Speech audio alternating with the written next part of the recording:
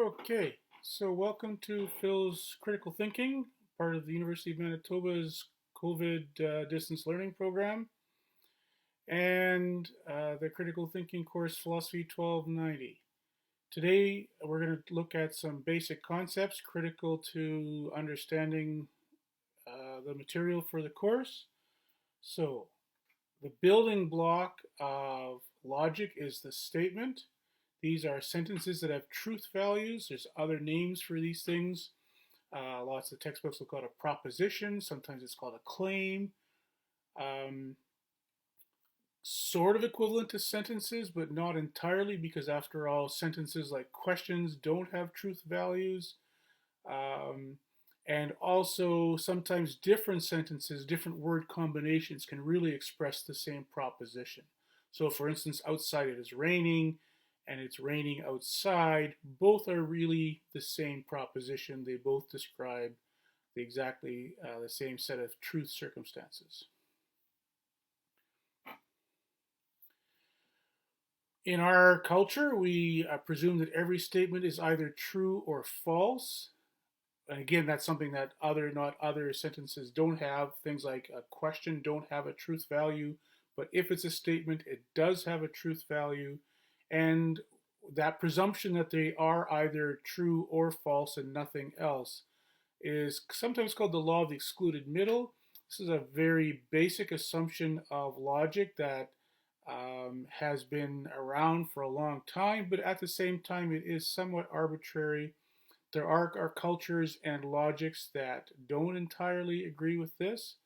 There are logical systems with 3 and 5 valued logic. Imagine there's, true and false and meh. Um, but the more values you add to logic, the more complicated it gets. And so we're going to stick with the simple stuff for now.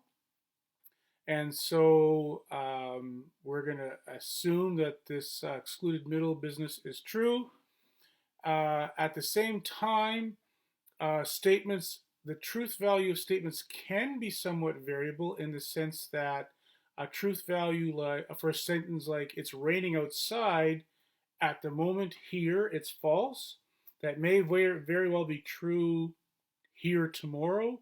That may very well be true when you listen to this and where you listen to this, right? So a statement like it's raining outside, that truth value can toggle back and forth, true and false, quite often. But it is either true or it is false at any point in time. When we talk about things being true or false, we want to, as we start to become critical thinkers, we want to work hard to distinguish between things that are true and things that are good, things that are false and things that are bad. It really does not feel good to have someone lie to you, but that doesn't mean that a statement that's false is bad. So look at some of the examples here. It's true that the Titanic sank. Probably not a good thing. It's false that Phil is thin. That's also unfortunate. So we want to really, in our own minds, as we start to become critical thinkers, say, there's the things I want to be true and there's the things I want to be false. And that's a completely separate question from what is actually true and what is actually false. We want our emotions and our desires to be separate from our evaluation of truth and falsity.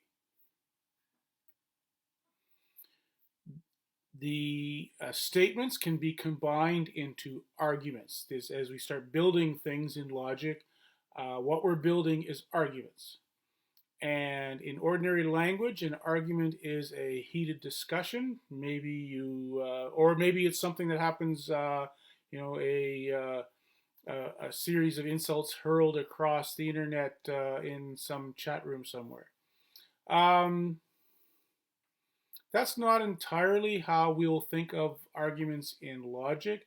We will instead think of arguments as 2 or more statements that are so connected that one justifies the others, so that what we'll have is at least one premise and at least one conclusion so related, almost as a pathway that the premises lead to the conclusion. And so arguments do not need to be heated. They don't even need to involve more than one person. You can have an argument in your own head. Should I go to class today? And you can consider the various things that you think are true with respect to that. Like, if I go to class, I'm more likely to learn the material, and therefore I'm more likely to pass the course. That seems like a very reasonable argument that you might have for yourself. And you might say, but on the other hand, I have other things I'd much rather do. And you could give some evidence for that as well.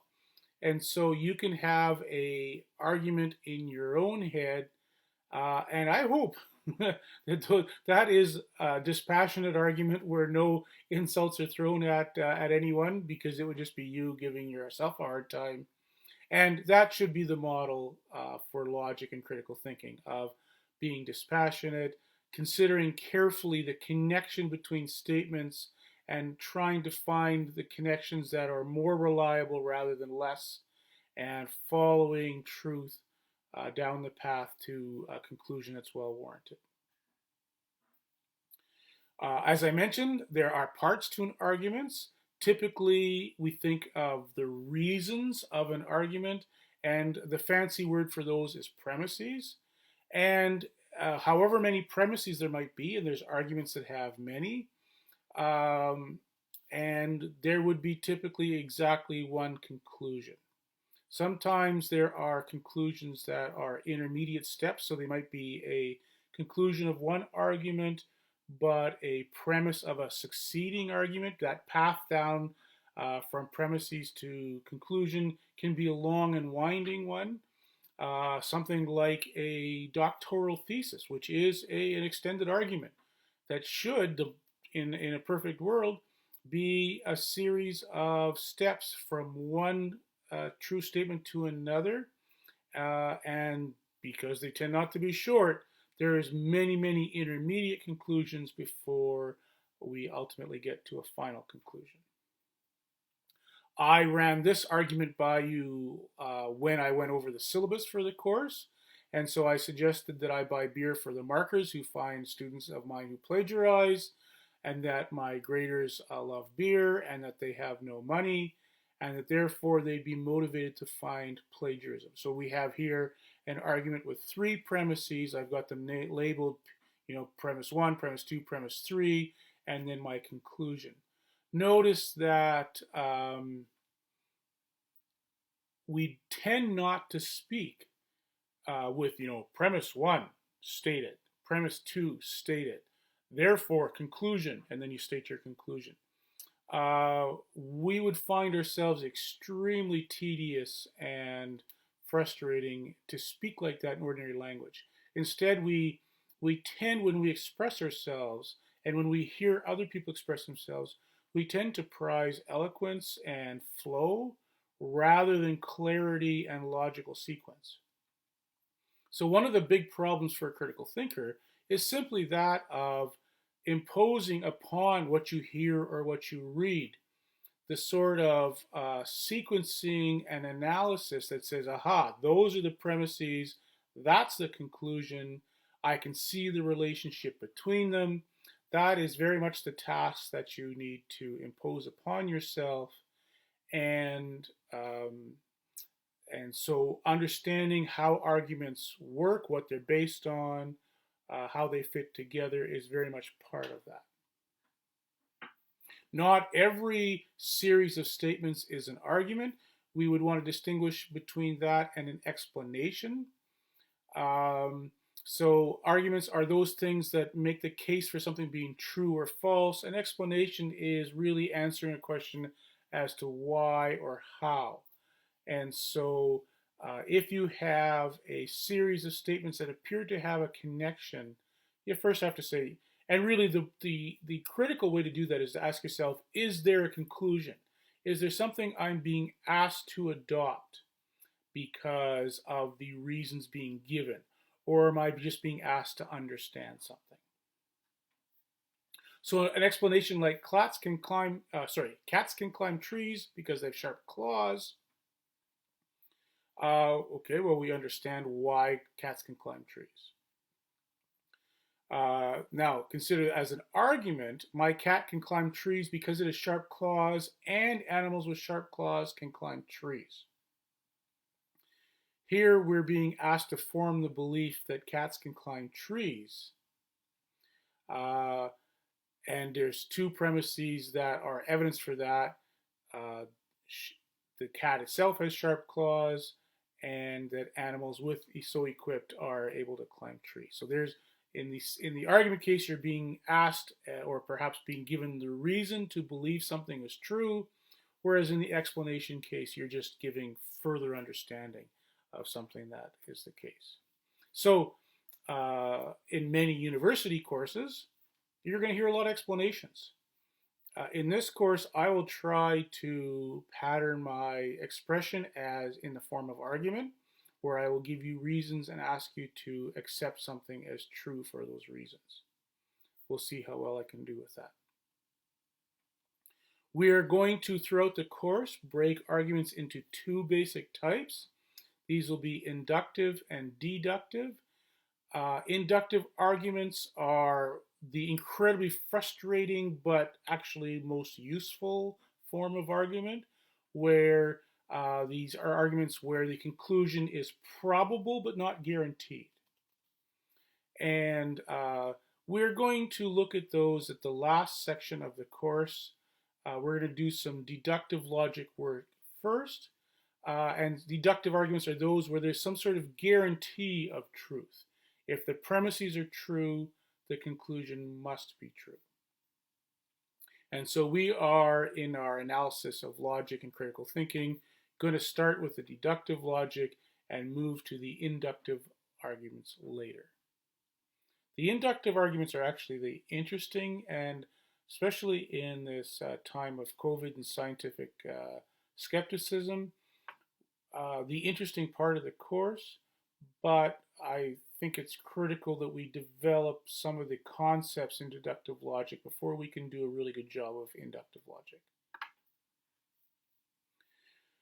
Most important word in deductive logic is this word valid. And this is really the technical word for that guarantee. The guarantee that if a premise is true, the conclusion that follows from it must be true. Now, in ordinary language, we often use the word good as a synonym of valid. And I think we'll have to wean ourselves off of that a little bit. We want, in this class, to use valid for a very precise meaning.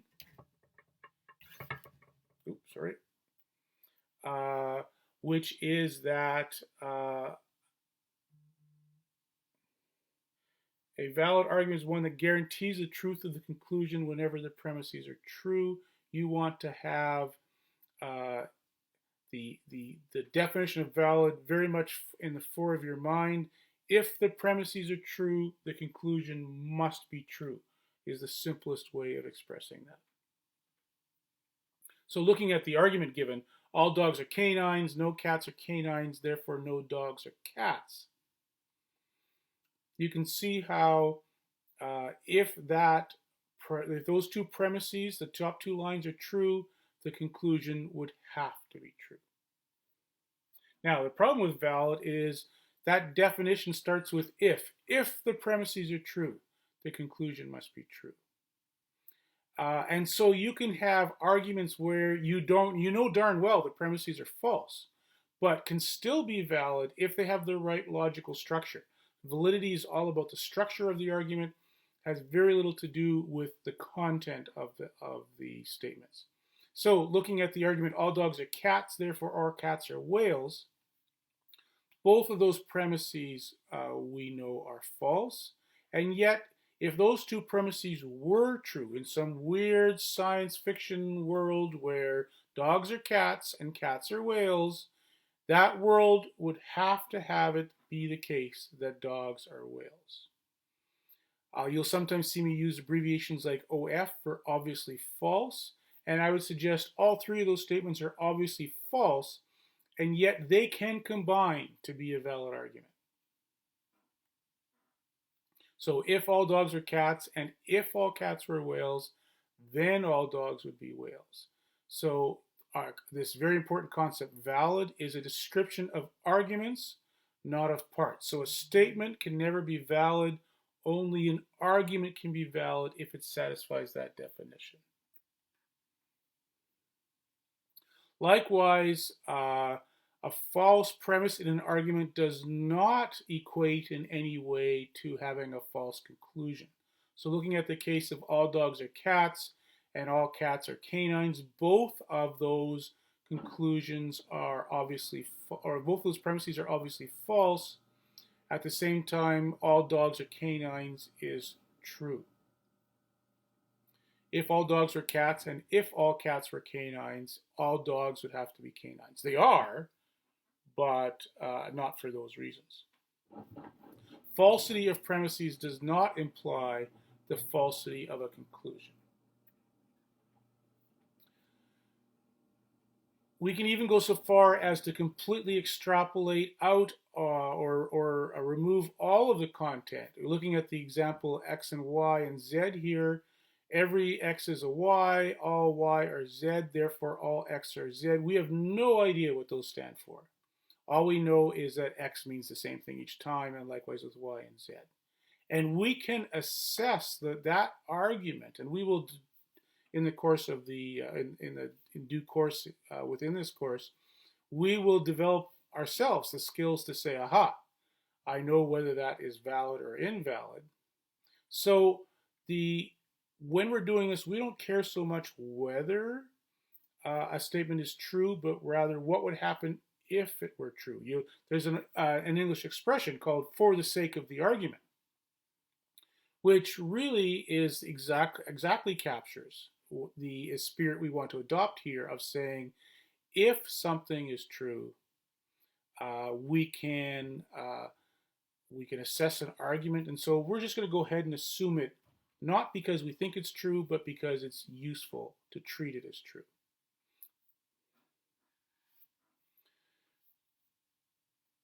Having true premises doesn't make something valid.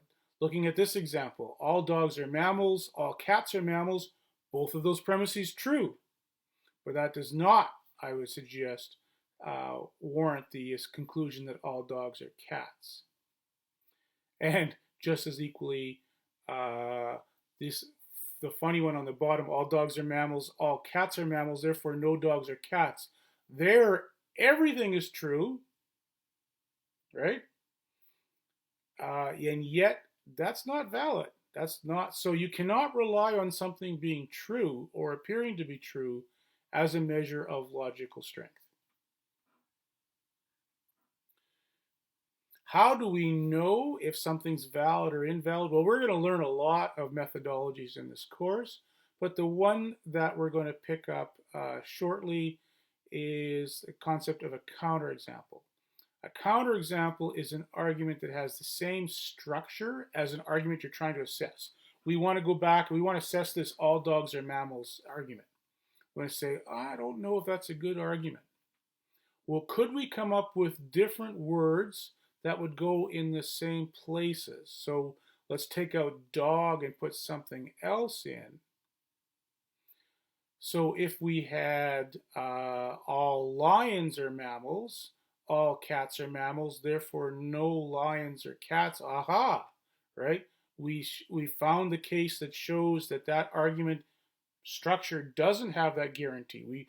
The definition of valid is if the premises are true, the conclusion must be true every single time. You need a guarantee. This needs to be a high quality product here. And arguments where sometimes the conclusions are valid and other times for the same structure, the argument's not valid, that's not good enough. Okay? So when you're looking at a counterexample, you could maybe think of doing this, of filling in the blanks. So as a beekeeper, I'm always keen to correct people's misapprehensions about bees, so I'll take this chance. So it's true that all bees are insects and all wasps are insects. Is it the case that all wasps are bees? Well, lots of people think so. Let's see if we can come up with a counterexample. And so, oh, we need to have all at the bottom instead of this word here should be all. So uh, let's change it up a little bit. And this is going to drive us all crazy, but we always want to work with stuff that's really obvious. When you're coming up with counterexamples, and you'll need to do that as part of the course, don't try to be clever. Don't start mentioning obscure particles of physics and so on. Like, just keep it really simple. Dogs and cats and snakes and lizards, sticks and stones. Keep it really easy. So suppose someone doesn't know something about bees and wasps, but they do know dogs and cats, right? So we have all dogs are, and then living things. All cats are living things, so we filled in those two blanks there. And now we want to ask ourselves, because we want to do the same argument here, so we all, change that little to all there. I'll just cover that up with my finger. All, sorry, we had, what were we talking about? I got so distracted by the, were we doing dogs and cats? No, yes, we were. All dogs are living things. All cats are living things. Therefore, all cats are dogs. Bad argument. Okay, that's the counterexample method. We'll do more of those as we go on in the course. I'm showing you this because we're shortly going to look at at fallacies. And for each fallacy, I'm going to give you a counterexample.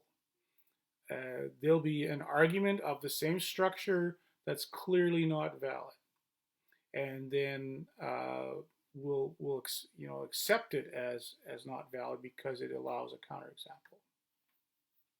Counterexample is a form of proof that an argument is invalid. They're also super useful because even when people aren't maybe as logical or as trained in logic as we're going to be by the end of the term, we're going to be really smart thinkers. But then you're hanging around with some friends and they didn't take the course, and you're trying to say, "Oh, you're so wrong," or you're on Instagram or Reddit trying to explain to someone why they're so wrong, and you say that's the fallacy of this, or here's your logical mistake, and you're not going to draw them a chart. Let me get my napkin and give me 15 minutes and I'll work out the logical refutation. That's not going to really be that useful. The logical proof is only convincing to someone else who has their logic and is probably not the person you're trying to set straight at the moment. So the counterexample is a very intuitive process. When you say your argument is just like saying dogs are cats, you stand a decent chance of that person going, "Oh yeah, maybe I should think this through a little bit more," or at least the people around going, "Yeah, I can see that." Right? So even folks who don't have logical training can be persuaded by the counterexample method. And so I strongly recommend that you get a handle on these. When you are doing counterexamples, you want to take that original argument and break it down into its form or the structure of the argument. Form is just a word we use to mean structure, form or shape, right? And then you want to come up with another argument with the same shape or form, but with obviously true premises and an obviously false conclusion. Notice that is the definition of valid right there, right? If the premises are true, the conclusion must be true. So if you come up with one that's true premises leading to a false conclusion, you have shown that it's a weak, invalid argument. So if we were to fill in the blanks here, where we have the original argument might be all great presidents are charismatic men. Donald Trump is a charismatic man. Therefore, Donald Trump will be a great president. maybe this example is dated enough now that it's its own counterexample, but let's assume that we're going to be talking to someone who thinks that this is a pretty darn good argument. How would we fill in those blanks? Well, we'd want to say we're going to put we're going to put Donald Trump in these two spots. We're going to put great president here and here, and we're going to put charismatic man in these two spots. And so let's have a go. I probably should have thought of this ahead of time, but in a live class, we would actually take examples from the class. So let's say, and we want to keep it simple, like cars and bikes and dogs and cats, right? So how about, let's do all cars are things with wheels, all bikes are things with wheels, therefore all bikes are cars. Okay? If you can recognize that that is the same form of argument as the Donald Trump one, which, let's face it, people have a hard time thinking rationally about Donald Trump these days. You're either for him or against him, but there's not a lot of careful thinking on either side. Let's dial it back to things with wheels and see if that helps us think through things in a more dispassionate way. The word sound, as used in logic, is nothing to do with hearing things. It is sound. Often the same word gets used for airplanes and ships. They're sound if they are past inspection, so to speak. An argument is sound if it's valid. Okay, so it has that if the premises are true, the conclusion must be true, and the premises are actually true. And some logic textbooks make a big deal about this concept. I tend not to, but I mention the concept of sound because it helps us remember that valid is one thing and truth is another. Sound is valid plus truth. That would be a ridiculous concept if truth was inside of valid. So validity is structure of the argument.